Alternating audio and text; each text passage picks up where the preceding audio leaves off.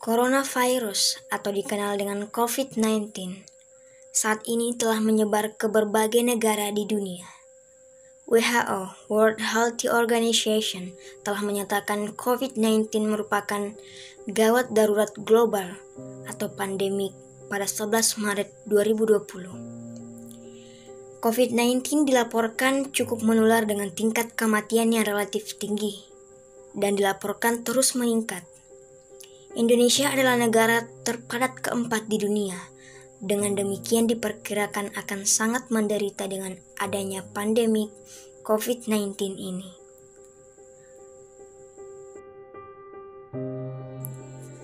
Kebijakan yang diambil oleh banyak negara termasuk Indonesia untuk melakukan lockdown, physical distancing, isolasi diri, dan pembatasan perjalanan merupakan upaya memutus mata rantai penyebaran COVID-19.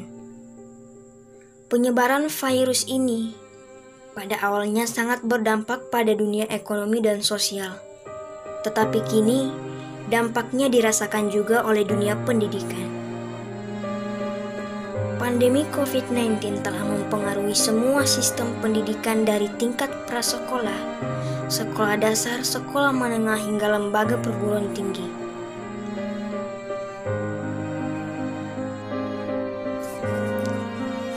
UNESCO memperkirakan bahwa hampir 900 juta pelajar telah dipengaruhi oleh penutupan lembaga pendidikan akibat pandemi COVID-19.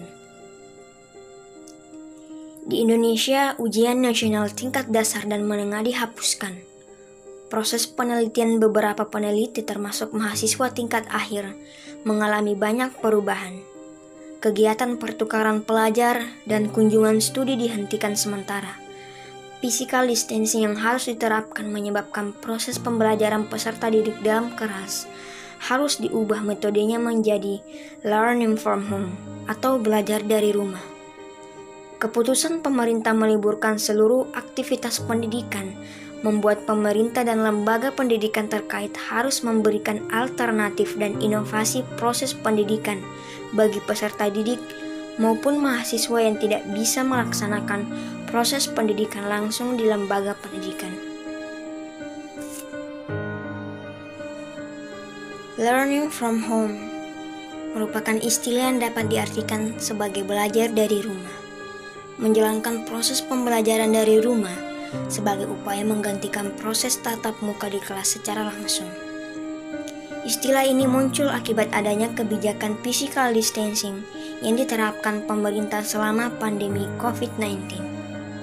Physical distancing mengharuskan berbagai institusi pendidikan memanfaatkan teknologi dan menerapkan sistem pembelajaran online untuk menunjang aktivitas pembelajaran dari rumah.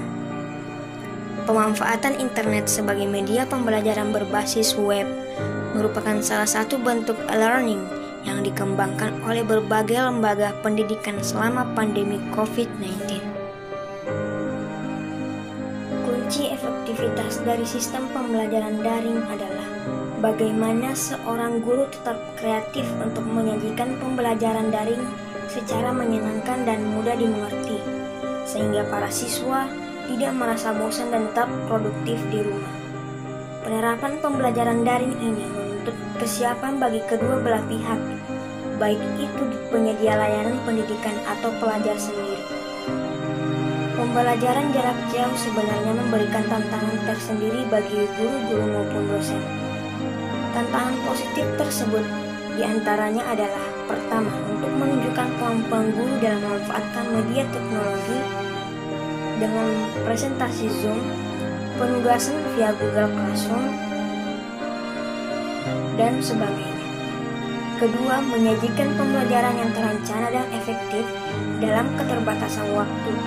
Hal ini bisa dilakukan dengan mempersiapkan quality lesson plan dan mengatur langkah-langkah pembelajaran yang detail.